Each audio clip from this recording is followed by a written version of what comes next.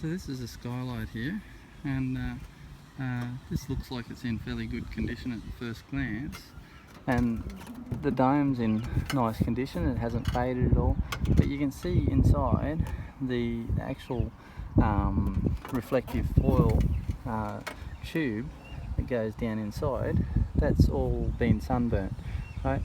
And so it literally, the UV rays degrade it all, and so you can see it's degraded so much and it's coming apart and falling down, right? So the tube needs to be replaced, and probably there might be a bit of a quality difference between this one. I don't know what tubing they used, but you really need to use a good quality UV stabilised tubing for skylights as opposed to air conditioning ducting on that.